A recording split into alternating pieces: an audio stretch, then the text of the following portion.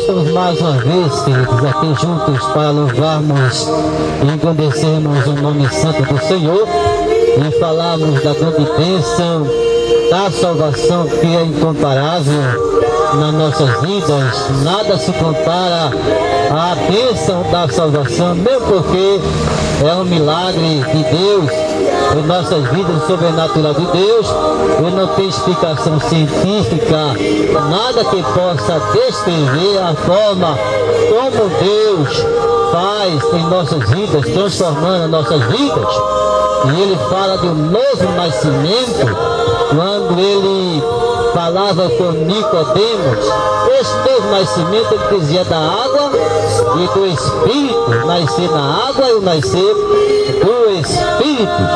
E esse novo nascimento que nós recebemos aqui na terra significa muito para nossas vidas, significa a vida eterna, a salvação, morada no céu de glória, na presença de Jesus Cristo. E nada é mais importante diante de tantas situações, diante de nossas lutas, de nossas aflições que nós enfrentamos aqui na terra. Nada, queridos, nada pode impedir de nós morarmos, residirmos com o Senhor, nós reconhecermos que tudo isso vai passar um dia, como ele diz, passará o céu e a terra, mas as minhas palavras não vão de passar. E por esse motivo que nós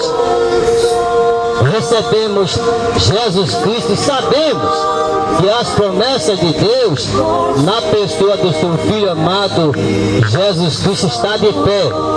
Vinde a mim todos vós que estáis cansados e oprimidos, e eu vos aliviarei. Tomai sobre vós o meu jugo e aprendei de mim, que sou manso e humilde de coração, e encontrarei descanso para as vossas almas, porque o meu jugo é suave e o meu fardo é leve. Então essa, queridos, é a maior bênção que nós podemos receber aqui na terra. Nada se compara à bênção da salvação, nada. Tudo isso vai passar um dia, as aflições, as lutas, as dores que nós sentimos aqui na terra, tudo isso um dia vai passar. Nós enfrentamos perdas de entes queridos, e muitas coisas acontecem em nossas vidas, mas tudo isso, queridos, nós temos que entender que nós individualmente temos que ter um reconhecimento que a nossa vida depende de Deus. Como ele diz, o próprio Senhor na Escritura Sagrada diz, sem mim nada podeis fazer. Então nós dependemos de Deus para respirarmos esse oxigênio, vivermos. Todos os nossos familiares dependem de Deus para sobrevivermos nesse mundo. Não digo materialmente, porque muitas vezes as pessoas dizem que conquistaram com seus próprios esforços, seus bens materiais, porque muitas vezes as pessoas acham-se no direito de se acharem independentes de Deus, declarar independência a Deus. Se declara a independência do país, quando o conquistador chega ali naquele país, está dominado, e ele ali decreta a independência, lutando contra os inimigos. Mas você decretar a independência de Jesus é um risco muito grande, é um perigo muito grande. Você está deixando o maior milagre, você está deixando de adorar a Deus, você está deixando de servir a este Deus tão maravilhoso. Você está fazendo uma opção diferente daquela que Deus ele já tinha estabelecido desde a criação, que era o homem adorar unicamente a um Deus criador no céu e na terra, desde a época de Israel, desde a época do Gênesis, quando Deus começou ali a fazer o homem, criar o homem à sua imagem e semelhança. Desde aquele dia em diante, o plano de Deus era esse, que nós andássemos na sua presença e comunhão com Ele. Esse é um plano estabelecido por Deus, que ninguém pode mudar, ninguém aqui na terra pode mudar. O plano estabelecido por Deus, que nós andamos em comunhão com Ele, adoramos a Ele, servimos a Ele. Por mais que você intente aqui na terra, através da ciência, através da filosofia, qualquer coisa aqui na terra que tenha aí no final tentar justificar a sua vida independente de Deus aqui na terra, como se você não precisasse do Salvador, você está correndo risco de vida, a sua alma está correndo risco de perecer, está correndo risco de perecer eternamente no sofrimento eterno, simplesmente porque você quer decretar a sua independência de Deus. Não faça isso não, querido. Jesus, ele quer que nós nos unimos a ele, né? Em mente, né? Na vida, unimos a ele, na mente, na vida, a nossa maneira de pensar, tudo isso, Deus espera que nós andemos, né, conforme a sua vontade e o seu querer aqui na terra, que adoramos e andamos em comunhão com ele aqui e vivemos plenamente a graça de Deus, né, o amor de Deus, a paz de Deus que reina em nossas vidas. Tudo isso faz parte desse reino celestial que o Senhor veio aqui trazer e declarar em Jerusalém, que ele era paz para este mundo de caos, este mundo de tribulação, de dor, de sofrimento, de desespero, de angústias. Mas Jesus, ele decretou ali: eu sou a paz, eu sou a luz do mundo. Vinde a mim todos vós que estáis cansados e oprimidos, e eu vos aliviarei. Então o Senhor Jesus mostra-lhe que ele é a paz, ele é vida eterna, ele é salvação, ele é uma vida abundante aqui na terra, porque nós iremos rejeitar o caminho da paz e trilharmos o caminho tenebroso, o caminho das trevas, o caminho do pecado. Por quê, queridos? Nós temos que trilhar o caminho do mal, o caminho do pecado. Se existe um caminho tão bom, um caminho tão maravilhoso, que Jesus veio nos trazer de presente aqui na terra. Eu sou o caminho, como ele dizia ali. Eu sou o caminho, a verdade e a vida. Ninguém vem ao Pai a não ser por Jesus Cristo. Por quê, queridos? Alguém vai rejeitar esse caminho tão maravilhoso que vai nos levar para o céu de glória? Por que rejeitar e preferir o caminho do pecado? Glória seja dada o nome do Senhor. Mas assim, vamos orar ao Senhor e pedir a Ele a sua direção, que Ele nos ajude aqui nesse lugar, para que nós transmitimos a sua palavra, né, em verdade e espírito, na unção da palavra de Deus. E nós, por nossas próprias forças, não conseguiríamos transmiti-las. A mensagem do Evangelho é necessário que haja uma direção do Espírito Santo de Deus em nossas vidas, para que assim nós possamos transmitir conforme o querer e a vontade de Deus. E para isso nós pedimos a Deus em oração, e Ele nos direcione nesta hora, nos ajude nessa hora, transmitimos a sua verdade, a sua palavra.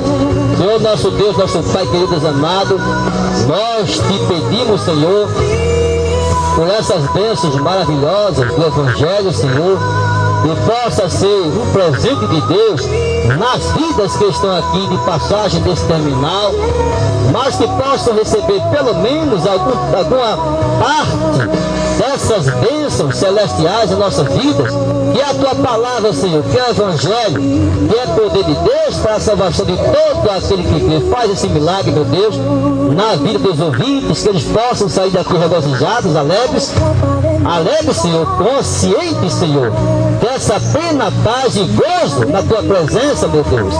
E nada se pode comparar a plena paz e santo gozo que nós sentimos na tua presença, Jesus Cristo, longe do pecado, longe de todos os oferecimentos deste mundo. E nós assim andarmos de cabeças erguidas nesse mundo, meu Deus, de pecado, olhando para a humanidade e dizendo: existe uma esperança, existe uma solução para nossas vidas, diante de tantos sofrimentos, diante de tantas aflições, diante de tantas dores.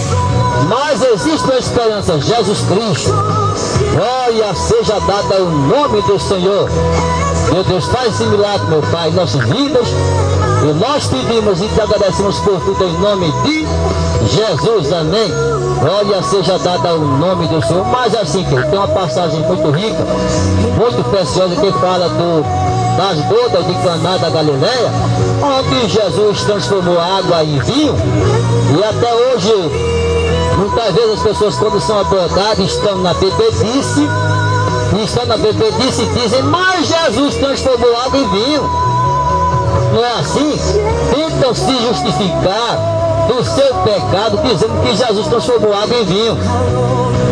Mas só que nós temos que entender, meus queridos, como Jesus transformou a água em vinho naquele momento, e a água já estava, e o vinho já estava alcoólico. Como? Se o vinho, para se tornar alcoólico, ele precisa ser fermentado, e o vinho não estava fermentado, precisava passar pelo processo de fermentação para ser o vinho alcoólico.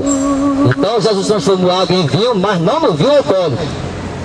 Então o dono da casa ali ficou alegre, satisfeito, porque era um dia de casamento e faltou o principal, o vinho. E todos ficaram preocupados. Aí chegou a mãe de Jesus, diz para Jesus: olha, Jesus, faltou o vinho, faltou o vinho. E Jesus respondeu para Maria, disse: o que é que eu tenho contigo, mulher? Falou de uma forma carinhosa, de uma forma amorosa: o que é que eu tenho contigo, mulher? Não é chegada a minha hora ainda, não.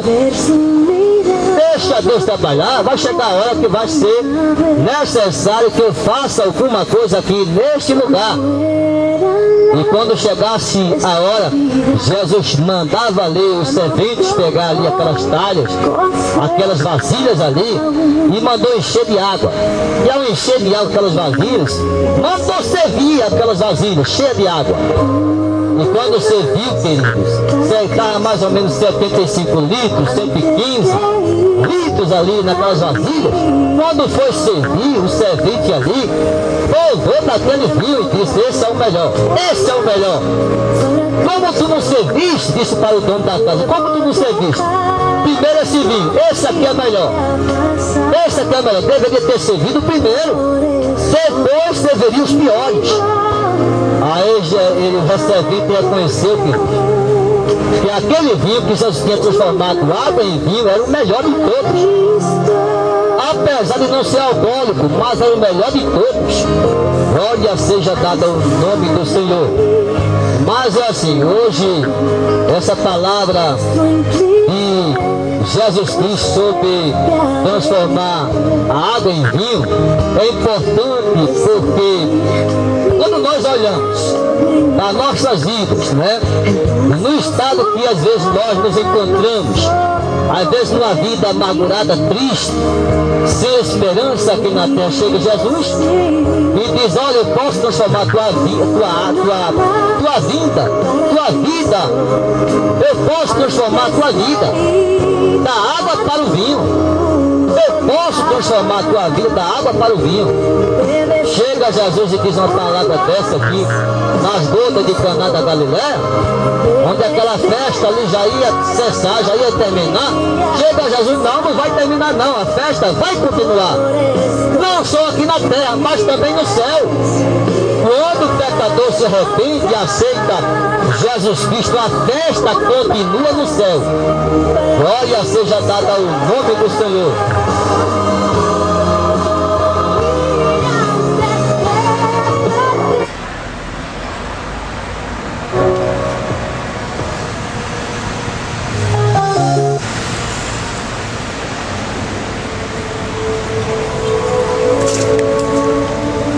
A festa vai continuar no céu, não vai acabar não.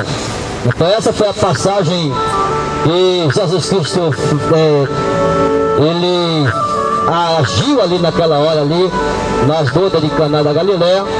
E nós estamos trazendo essa mensagem hoje para a nossa meditação, reflexão e salvação, que é o mais importante, é transformar a água em vinho. Nós vamos ler essa passagem.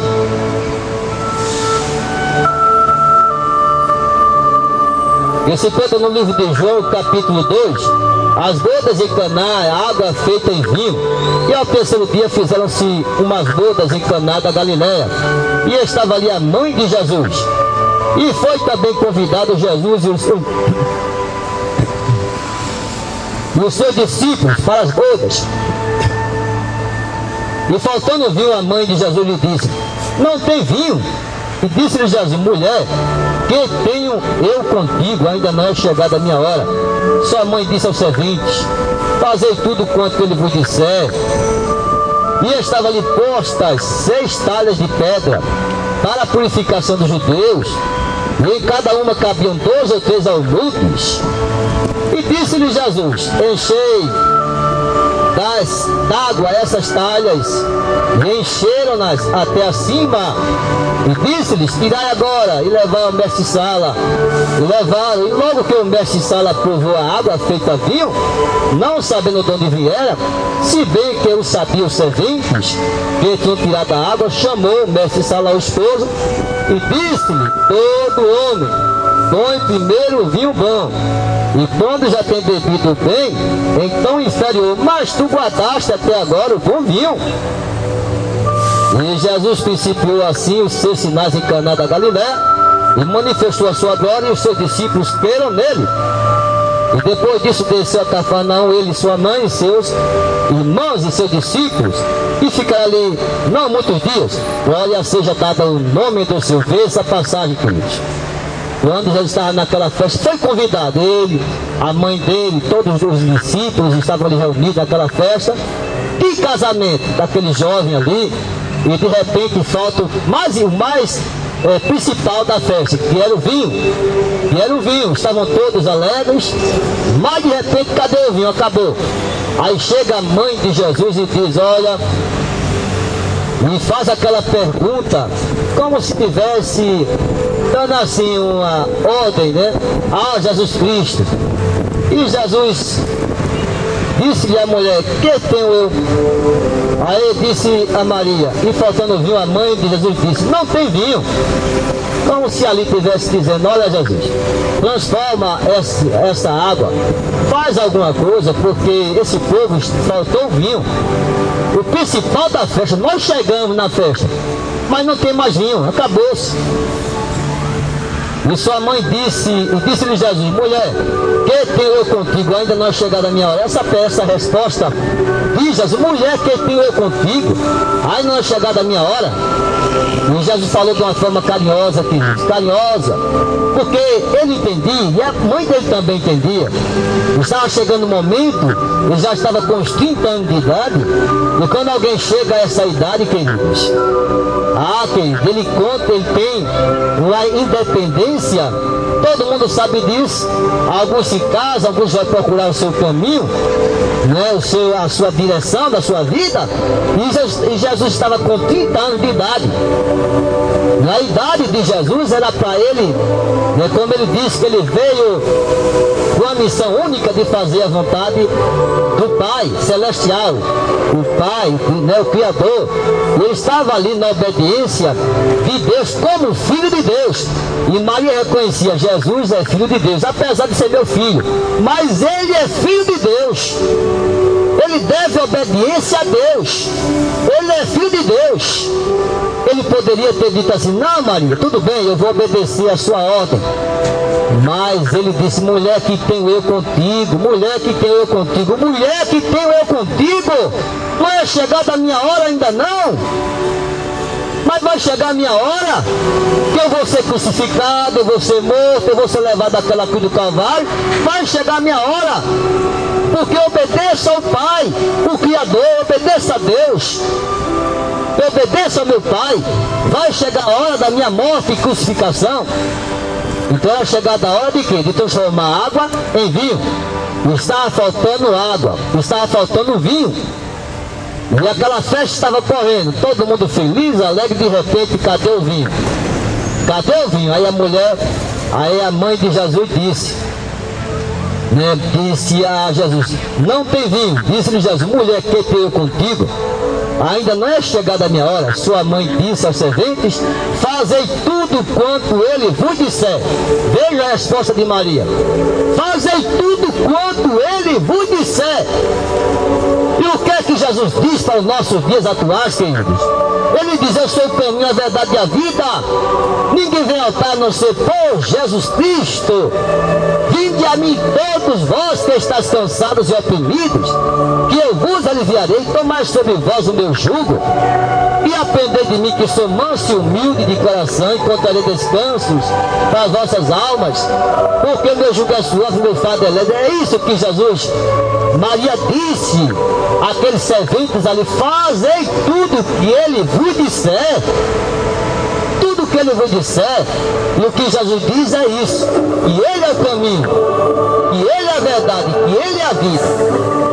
Então que nós precisamos aceitar Jesus Cristo. Foi isso que Maria disse, queridos. Que nós precisamos aceitar Jesus Cristo. Foi preciso nascer o Salvador. Foi preciso Jesus ter vindo a essa terra, ter sido enviado por Deus a essa terra para nos conceder a salvação. Todos estavam dependendo do plano de Deus para obter o perdão de Deus e a salvação, inclusive Maria. Inclusive Maria, queridos, necessitava de um Salvador. Todos nós necessitamos do Salvador, Jesus Cristo, e para isso ele foi enviado. Por isso que, como diz no livro de João, e o Verbo se fez carne e habitou entre nós. E o Verbo se fez carne e habitou entre nós. E ali nós vemos Jesus enviado por Deus com a ordem de Deus ali na geração de Jesus Cristo no ventre de Maria. Ele foi enviado por Deus e foi feito carne aqui na terra para habitar aqui na terra e poder trazer a mensagem do perdão de Deus e a salvação para toda a humanidade. Toda a humanidade. Então a festa corria, todos estavam ali desejosos de ir até o fim daquela festa das bodas de Caná da Galileia. Como é de costume, as festas duravam em torno de 7 dias. 7 dias. A festa do casamento. Já imaginou? Se não tivesse mais vinho, como seria a situação daquela festa? As pessoas sairiam ali decepcionadas. Como pode acontecer uma coisa